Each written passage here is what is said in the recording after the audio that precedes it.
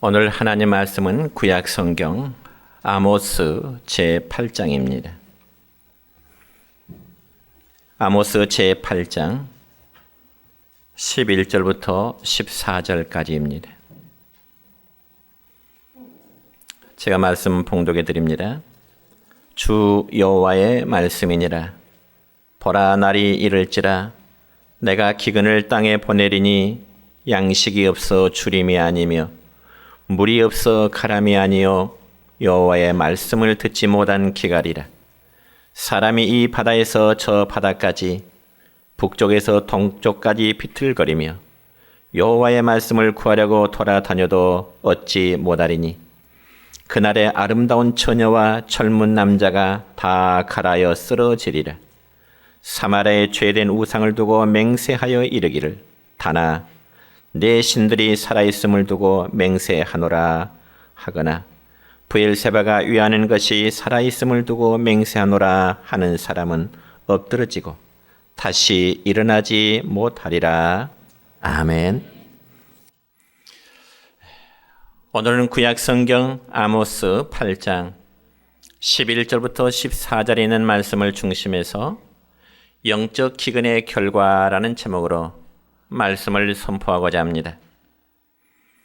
여러분, 사람들이 살아감에 있어서 필요한 절대적인 세 가지 조건이라면 입는 것과 그리고 먹는 것, 그리고 잠을 잘 수 있는 집을 말할 것입니다. 기술인이 이 세 가지 조건을 가리켜서 의식주라 이렇게 말을 합니다. 그런데 이 세 가지 중에서도 가장 우선될 것이라면 입는 옷이나 혹은 사는 집보다는 역시 먹는 것이 가장 우선될 것입니다.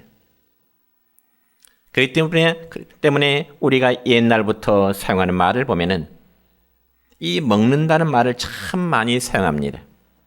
예를 들어 인사를 할 때도 진지 잡수셨습니까? 그리고 나이도 먹는다. 그리고 어떤 일이 잘 안 될 때 예를 먹는다. 그렇게 표현하는가 하면은 어떤 일에 기억이 잘 안 될 때 잊어먹었다. 이런 표현들을 많이 쓰지요. 한마디로 전부 다 먹는다는 그런 표현을 쓰게 되고 있습니다. 그리고 가족을 식구라고 말을 하는데 여러분 식구가 몇 명이냐라고 묻는 것은 밥 먹는 입이 몇 개냐라고 묻는 한자의 뜻인 것입니다. 그러니까 과거에는 먹고 사는 것이 너무 힘들었기 때문에 모든 것을 먹는 것으로 기준을 삼았다는 거죠. 그렇지만 요즘에는 정반대의 현상이 나타나고 있습니다. 다시 말씀드려서 너무 잘 먹어서 어떻게 해서든지 살을 빼기 위해서 안 먹으려고 한다는 거지요. 그리고 그것도 부족해서 다이어트를 한다든지 혹은 살을 빼는 약을 먹는 그런 경우도 있다고 합니다. 여러분, 한 세대 전에는 못 먹어서 난리였지만 오늘날의 세대는 너무 많이 먹어서 난리인 것입니다. 그러니 먹는 것이 문제입니다.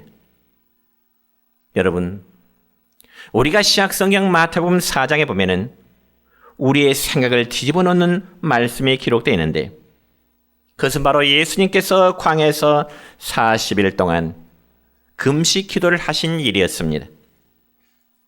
물론 예수님도 우리와 똑같은 사람의 몸을 입으셨기에 금식하실 때는 몹시 배가 고프신 것 너무나 당연한 일입니다. 그래서 시약성경 마태복음 4장 3절의 말씀을 보면은 이 사탄마귀가 예수님에게 첫 번째로 이런 시험을 하게 됩니다. 시작. 내가 만일 하나님의 아들이거든 명하여 이 돌들로 떡덩이가 되게 하라. 여러분, 예수님께서 40일 동안 금식 기도하시면서 배고픔 중에 계시던 주님이 가장 필요한 것이 과연 무엇일까요? 예수님에게 좋은 침실일까요? 아니면 예수님에게 좋은 옷일까요? 아마 좋은 침실보다 그리고 좋은 옷보다 더 필요한 것은 역시 당연히 배고픔을 해결할 수 있는 아마 한 조각의 음식일 것입니다. 그래서 마귀는 그러한 필요 조건을 알았기 때문에 예수님에게 시험하기를 네가 정말 하나님의 아들이고 능력이 있다면 이 깔려진 돌들에게 명령해서 이 돌들이 떡덩이가 되게 한번 해보라. 그렇게 시험을 하게 된 것입니다. 그러면 그때 우리 주님의 반응이 과연 어떠했을까요? 당장이라도 돌들에게 명하여 돌들을 떡덩이로 만들 수도 있었습니다. 그럼에도 불구하고 마태복음 4장 4절의 말씀 보면 우리 주님은 이렇게 말씀하십니다. 시작. 사람이 떡으로만 살 것이 아니요 하나님의 입으로부터 나오는 모든 말씀으로 살 것이라 하였느니라. 아멘. 그러니까 이 말씀은 사람이 음식을 먹는 것보다 더 중요한 것이 있는데 그것은 바로 하나님의 말씀을 먹는 것이라고 말씀합니다. 여러분들이 음식을 잘 드시고 그리고 몸이 건강한 것 너무나 중요한 문제입니다. 그런데 그보다 더 중요한 것은 바로 우리 영혼의 문제라는 사실입니다. 그래서 하나님의 말씀을 통하여 우리 영혼이 건강해지는 것이야말로 그 무엇과도 비교할 수 없는 은혜인 것입니다. 저는 여러분에게 정말 조심스럽게 한번 묻고 싶습니다.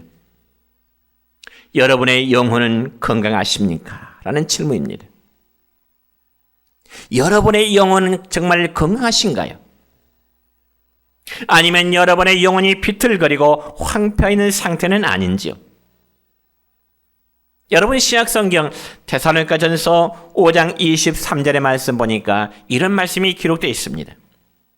시작.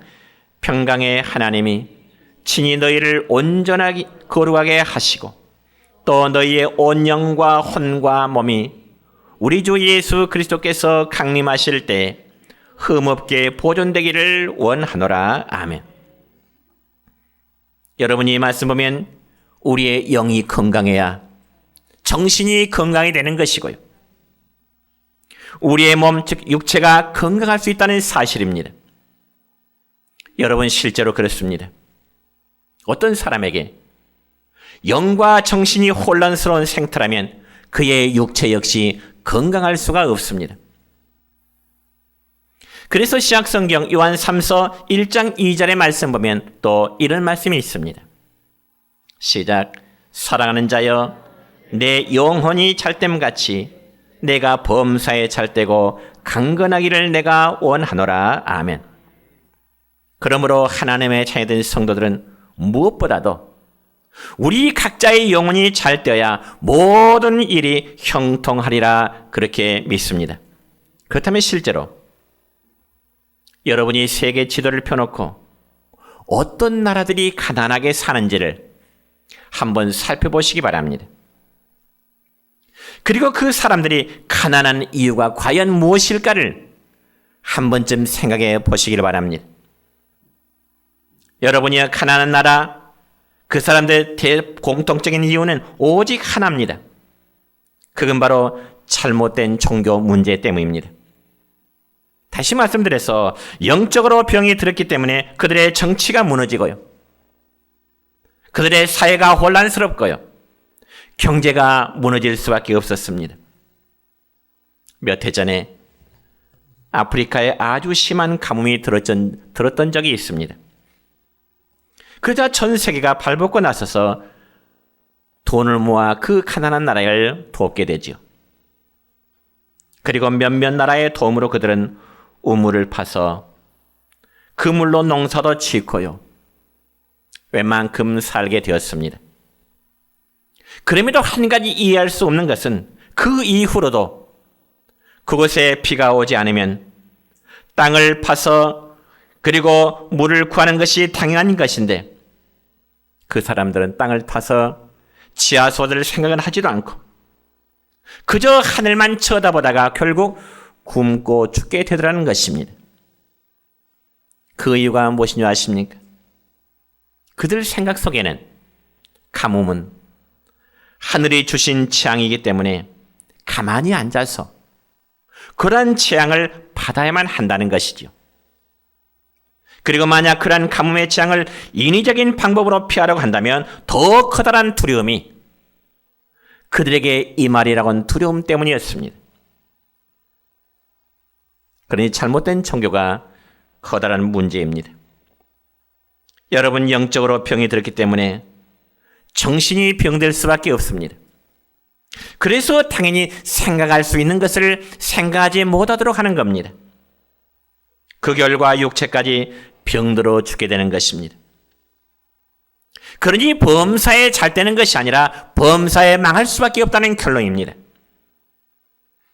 그럼 우리가 정말로 두려워할 것은 먹고 사는 문제가 아니라 우리 각자의 영혼이 병들지 않는 것입니다. 그럼에도 우리의 영혼이 병드는 가장 주된 원인이 과연 무엇일까요? 결론부터 말씀드리자면 하나님의 말씀을 듣지 못한 이유 때문인 것입니다. 그리고 말씀을 들어도 정신은 다른 것에 두면서 별로 관심을 갖지 아니하고요. 한쪽 귀로 흘러보낼 뿐인 것입니다. 여러분, 이처럼 하나님의 말씀을 듣지 못할 때는 반드시 병들기 마련이고요. 황폐할 수밖에 없습니다. 메마름의 결과를 맞을 수밖에 없는 것입니다. 그래서 오늘 본문 11절의 말씀 보면 하나님께서는 아모스 선지자에게 이런 말씀을 주십니다. 함께 읽습니다. 시작. 주 여호와의 말씀이니라. 보라, 날이 이를지라 내가 기근을 땅에 보내리니 양식이 없어 주림이 아니며 물이 없어 가람이 아니요 여호와의 말씀을 듣지 못한 기갈이라. 아멘. 여러분, 이 말씀의 의미는 사람에게 먹을 양식이 없어서 문제가 아니고 혹은 마실 물이 없는 것도 문제가 아니라 하나님의 말씀이 없는 것이 가장 무서운 것임을 하나님은 아모스 선지자에게 말씀하고 계십니다. 그렇다면 오늘 본문 말씀이 어떤 배경을 가지고 이 말씀이 기록되었는지를 먼저 알아볼 필요가 있습니다. 여러분, 아모스라는 선지자가 활동하던 주전 8세기경에는 이스라엘 나라가 상당한 번영을 이루는 시기였습니다. 그리고 그동안엔 이스라엘을 끈질기게 괴롭히던 아수르라는 나라는 아람이라는 나라와 전쟁을 하느라고 점점 힘이 약해져가는 그러한 상황이었습니다. 그자 그러한 틈을 타서 이스라엘은 주변에 있는 여러 나라를 공략해서 많은 지역을 점령하게 된 겁니다. 그리고는 다시 한번 옛날 솔로몬 시대에 그 영광스러움을 재현하리라고 하는 그러한 꿈을 가지게 된 것입니다. 그자 백성들은 이제 좀 잘 살게 되라는 생각에 흥청거리기 시작합니다. 점점 사치스러운 생활을 하게 되고요. 그들의 삶은 윤리 도덕적으로 타락하게 되는 것입니다. 그리고 관리들 역시 부패함이 크게 타락하게 되었습니다. 그래서 경제적으로는 부강한 나라가 되었지만은 정말 그들이 여호와 하나님을 섬기고자 하는 그들의 삶은 점점 부패함과 타락의 길로 가게 된 것입니다. 바로 그때 하나님께서 아모스 선지자를 부르십니다. 그러면서 그 하나님은 말씀하십니다. 다시금 11절 말씀 보니까 내가 기근을 땅에 보내리니 양식이 없어 주림이 아니며 물이 없어 가람이 아니요 여호와의 말씀을 듣지 못한 기갈이라. 이런 말씀을 주십니다. 그런데 여러분, 이 말씀을 자세히 들여다보세요. 언뜻 생각에는 그렇게 두려운 말씀으로 느껴지지가 않습니다. 왜냐하면 하나님께서 범죄한 이스라엘 백성들을 심판하시려거든 차라리 저 거대한 바벨론 나라들이 쳐들어와서 다 잡아갈 것이다, 이런 말씀을 하신다든지, 혹은 이스라엘 나라의 경제가 파탄나서 모든 백성이 다 노숙자가 될 것이다, 이런 말씀을 하신다든지, 아니면 범죄한 이스라엘 백성들에게 내가 무서운 질병을 들어서 다 병들어 죽게 하리라, 아마 이런 말씀을 하셨다면 당연히 두려운 마음이 들 텐데 그냥 하나님의 말씀을 듣지 못하게 되리라. 이 말씀하시네요. 여러분, 우리 솔직히 한번 생각해 볼까요? 하나님의 말씀을 듣지 못하게 된다는 것이 그렇게 두려운 마음으로 여러분 생각이 드신가요? 오히려 하나님의 말씀 들어도 그만, 안 들어도 그만이라는 생각이 앞서기도 할 것입니다. 그래서 전 여러분에게 이런 질문을 한번 드려보고 싶습니다. 여러분의 가정에 돈이 바닥치는 게 두렵습니까? 아니면 여러분의 각자가 하나님의 말씀을 듣지 못한 것이 두렵습니까? 이러한 저의 질문에 대해서 많은 분들의 답변은 당연히 경제적인 궁핍이 더 두렵다고 그렇게 대답하실 수 있을 것입니다. 그리고 여러분의 몸이 병들어 죽게 될 것이 두렵습니까? 아니면 하나님의 말씀을 듣지 못함이 두렵습니까? 이런 질문을 제가 여러분에게 던진다면 아마 이 부분에 대해서도 많은 분들이 당연히 몸의 병듦이 더 두렵고 무섭게 느껴진다고 아마 답변하실 것입니다. 왜냐하면 요즘 같은 시대는 코로나 바이러스의 불안 때문에 모두가 몸을 초월하고 있기 때문에 아마 더더욱 그러겠죠. 그렇지만 여러분, 우리의 귀에 하나님의 말씀이 더 이상 들려지지 않는다는 것, 이만큼 더 두려운 것이 없다는 사실을 여러분 꼭 믿으시기를 축원합니다. 이건 하나님께서 아모스 선지자에게 주신 말씀이요, 이 시대를 살아가는 저와 우리 모두에게 주시는 하나님의 말씀임을 믿으시기를 바랍니다. 여러분, 하나님의 말씀이 여러분의 마음이 없다면 결코 행복으로 여기지를 마시기 바랍니다. 왜냐하면 하나님의 말씀이 여러분에게 떠나면 그 순간부터 여러분의 삶은 불행으로 이어지기 때문에 그렇습니다.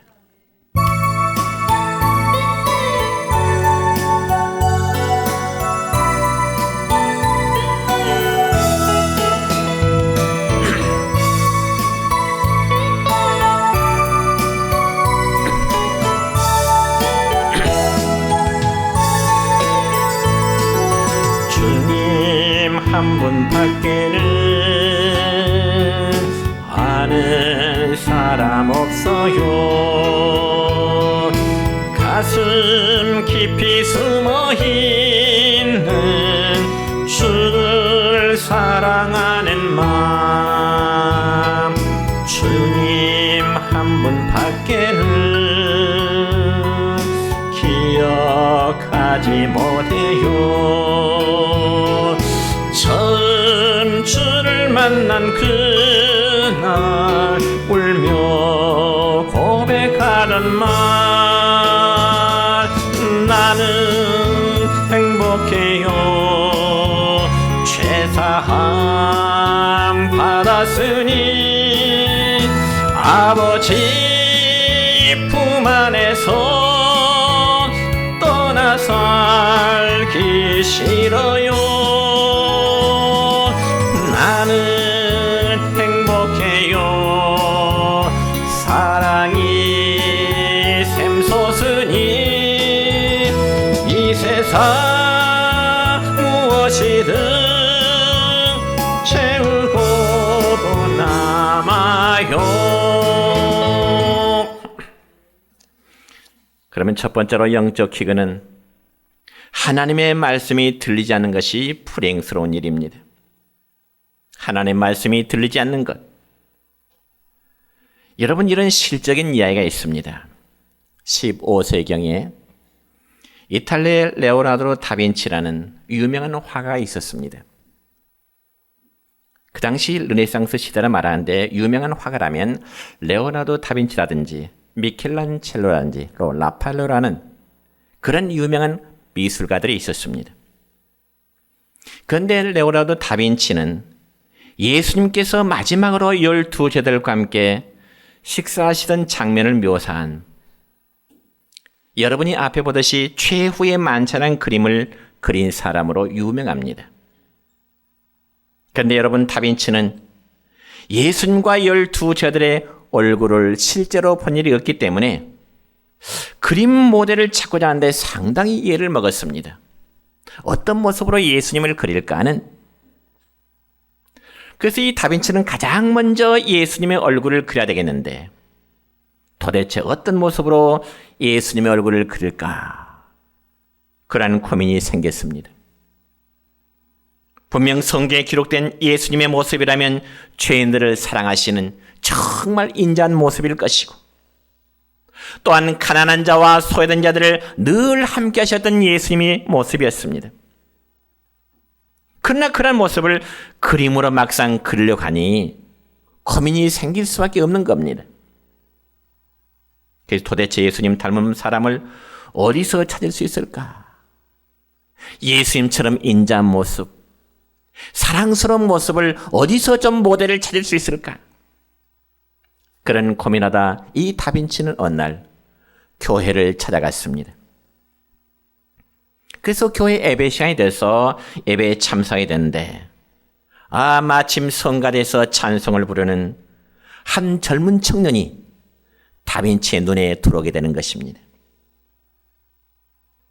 그리고 그 얼굴은 너무나 인자하고 너무나 평화스럽게 보여서 그 청년을 모델로 해서 예수님의 얼굴을 그려나가기 시작했습니다. 그러고 나서 그 다음 12제들의 모습을 하나씩 그려나가게 되는 거죠. 그런데 이제는 마지막으로 예수님을 팔아넘긴 가룟 유다의 얼굴을 그려야 되겠는데 이건 역시 적당한 모델을 찾을 수가 없는 겁니다.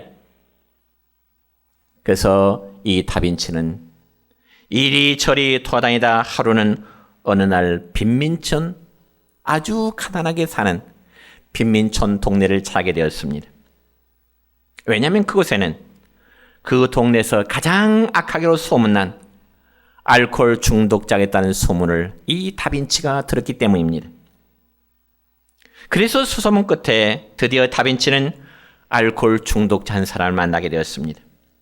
그러면서 그에게 양해를 구한 후에 그를 모델로 하여금 모델로 삼아서 가룟 유다의 모습을 그려나가기 시작합니다. 아무튼 이 다빈치가 한참 이 알코올 중독자를 앞에 놓고 그림을 그려나가고 있을 때 그 알코올 중독자가 다빈치에게 묻습니다. 선생님은 전에도 나를 한번 그리신 적이 있으시지요? 그렇게 묻는 겁니다. 그때 레오나르도 다빈치는 말하기를 아니 무슨 말씀이십니까? 저는 선생님을 처음 뵙는데요. 그때 말하자 그 청년 모델은 또 알코올 중독자 말합니다. 아닙니다. 선생님께서는 전에도 나를 한번 그리신 적이 있는데 그때는 저를 모델로 삼아서 예수님의 모습을 그렸거든요. 여러분, 한때는 예수님처럼 아름답고 정말 평화스러운 모습을 했던 그 청년이 몇 년 후에는 가룟 유다처럼 사악한, 즉 알코올 중독자의 모습으로 변했던 것입니다. 여러분, 그 이유가 무엇일까요? 저는 그 이유에서 한마디로 답을 내리고 싶습니다. 하나님의 말씀이 그에게서 떠났기 때문에 그렇습니다. 여러분, 교회 나와서 하나님의 말씀을 가까이 할 때는 마음에 기쁨이 있고 평안한 모습으로 보였는데 교회를 떠나고 하나님을 떠나고 더 이상 하나님의 말씀이 들어오지 않게 될 때 그의 삶을 알코올 중독자라는 더럽고 추악한 모습으로 변해버린 것입니다. 그러므로 다시 한번 강조합니다. 우리들의 귀에 하나님의 말씀이 들려오지 않는 것처럼 무서운 것이 없음을 여러분 깨달으시기를 축원합니다. 혹시 여러분 중에도 한두 번쯤은 그런 경험을 하신 분들이 많으실 것입니다. 교회 잘 출석하시다가 어느 날 무슨 일이 있어서 한 번, 두 번 주일을 빠지게 되는 경우가 있습니다. 물론 친구가 왔다거나 혹은 부득불 어디를 간다거나 해서 빠지는 경우들이 없잖아 있죠. 그런데 참 묘한 것은요, 한 번 빠지게 되면 두 번 빠지게 될 일이 생겨요. 두 번 빠지게 되면은 3번 빠지게 되는 일이 계속 연거푸 이어지게 됩니다. 그리고 교회에 계속 빠지게 되면 점차 마음이 무뎌져가게 됩니다. 그래서 주일날 교회 가지 않는 것이 꺼리낌이 없고요, 너무 자연스럽게 느껴집니다. 여러분 분명히 아셔야 할 것은 이것이 바로 사탄의 전술임을 여러분 믿으시길 바랍니다. 아예 처음부터 교회 나가지 말자 이러는 것이 아니라 한 번만, 그리고 2번만 점점 멀어지게 되는 것이 사탄의 방법인 것입니다. 그리고 이렇게 교회를 멀리 하다 보면 당연히 하나님의 말씀도 멀어질 수밖에 없습니다. 그럼에도 스스로 말하기를 나는 교회 안 나가도 과거의 권사였고 과거의 집사였고 그렇기 때문에 나는 하나님 믿고 성경을 열심히 집에서 읽고 있으니 나는 괜찮아. 그런 착각을 하는 경우들이 많다는 겁니다. 여러분 정말 그럴까요? 이는 마치 학생이 나는 학교에 안 가도 공부는 열심히 한다는 말과 마찬가지일 것입니다. 사랑하는 성도 여러분 분명하십시다. 교회를 떠나면 하나님의 말씀도 떠나게 되고 점점 마음이 영적으로 황폐해질 수밖에 없습니다. 그러면서 마음속에 염려와 근심될 일이 쌓이게 되고요, 죄를 지면서 그것이 죄인지를 깨닫지를 못합니다. 왜냐하면 왜 그럴까요? 영혼이 썩어져 가기 때문에 그렇습니다. 영혼이 병들면 자신의 죄를 죄로 인정하지를 못한다 그 말입니다. 그러므로 하나님의 말씀이 들리지 않는 것, 이것만큼 무서운 것이 없다는 사실을 믿으시기를 바랍니다. 2번째로 영적 희근이란 말씀이 믿어지지 않는 겁니다. 첫 번째는 말씀이 들려지지 않는 것이라면 2번째로 영적 희근은 말씀이 믿어지지 않는다는 겁니다. 말씀을 듣기는 듣는데 그 말씀이 마음에 와닿지가 않아요. 그 말씀이 마음으로 믿어지지가 않아요. 이건 역시 영적 희근, 영적 희갈입니다. 여러분, 하나님을 떠나서 말씀을 외면하고 사는 것도 문제지만은 교회에 나와서 자리를 지키면서 예배 중에 말씀을 듣고 있긴 하지만은 마음으로 선포된 말씀을 믿지 못하는 것, 그리고 허탄한 생각 속에 사로잡혀 있는 것, 이건 역시 커다란 문제인 것입니다. 특히 오늘날은 말씀의 홍수 시대라 저는 그렇게 한번 표현해보고 싶습니다. 여러분 생각해 보세요. 교회에 와서는 설교를 통한 하나님의 말씀을 듣습니다. 그리고 안방에 앉아서는 어때요? 다양한 기독교 채널을 통해서 우리나라의 큰 교회를 섬기시는 훌륭한 목사님들의 명설교를 얼마든지 시청할 수 있습니다. 근데 문제는 그 말씀들이 얼마나 믿어지느냐 하는 것입니다. 얼마나 그 선포된 하나님의 말씀을 믿어지느냐 하는 것이죠. 여러분 마태복음 6장 31절과 32절의 말씀 볼까요? 시작. 무엇을 먹을까? 무엇을 마실까? 무엇을 입을까 하지 말라. 이는 다 이방인들이 구하는 것이라.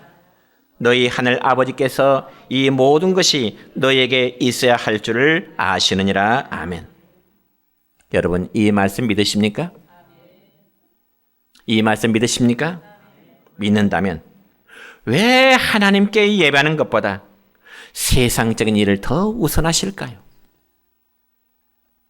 결론은 믿지 못하기 때문에 그래요. 성경 한 군데 더 볼까요? 마태복음 7장 7절입니다. 주님은 이런 말씀하시네요. 시작. 구하라 그리하면 너희에게 주실 것이요, 찾으라 그리하면 찾아낼 것이요, 문을 두드리라 그리하면 너희에게 열릴 것이니. 이 말씀 믿으십니까? 믿는다면 여러분의 기도 생활은 어느 정도신가요? 하나님을 찾는 대신에 사람을 찾고 하나님을 의지하는 대신에 오히려 사람을 의지하고요, 물질을 의지하는 이유가 과연 무엇일까요? 말씀을 내 마음에 믿지 못하기 때문에 그렇습니다. 이것이 바로 영적 기근입니다.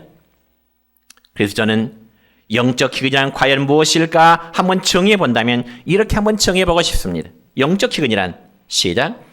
하나님의 말씀을 들으면서도 여전히 염려하며 하나님을 믿는다고 하면서도 하나님을 의지하지 않고 인간을 의지하고 세상을 의지하고 사는 것입니다.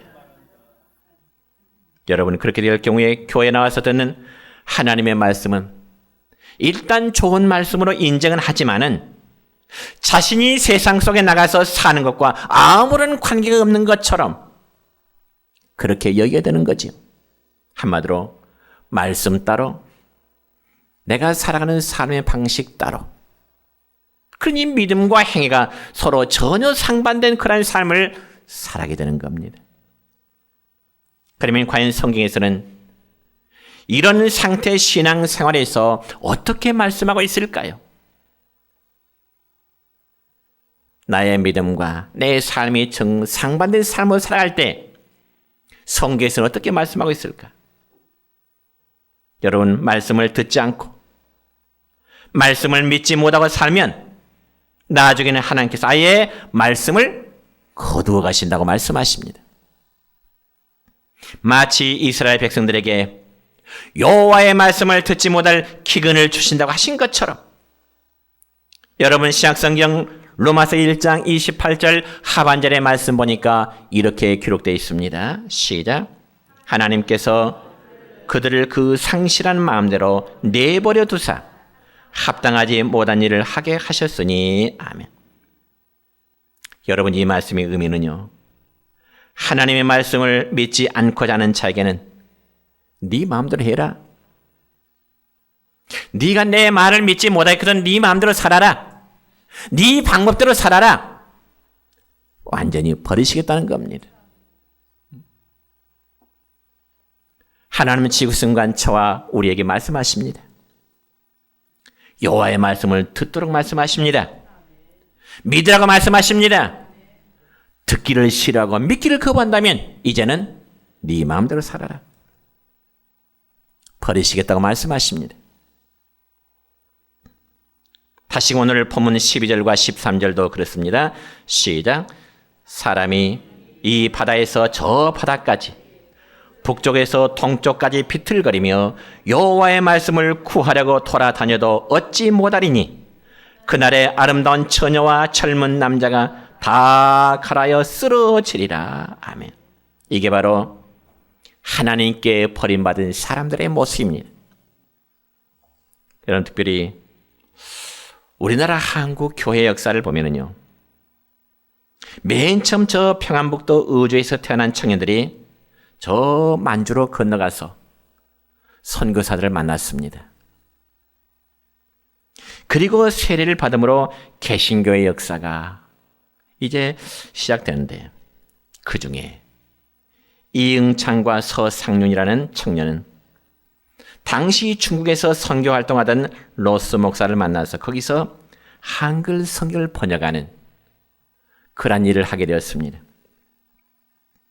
그래서 지금도 중국 심양에 있는 동강교회는 당시 한글 성경을 번역했다는 역사적 표지판에 한자로 번역 초선문 경경구지라고 하는 그런 글이 있는데, 우리말로 번역한다면 초선글 성경 번역 유적지라는 그런 뜻입니다. 그래서 당시에 중국은 우리나라의 복음을 전하기 위해서 아무튼 전초기지로 사용을 하게 되었습니다. 그 결과 우리 장로교회를 비롯해서 성공회, 그리고 감리교회, 그리고 침례교회 등이 중국에 선교 본부를 두면서 선교 활동을 했던 곳이 바로 중국 땅이었습니다.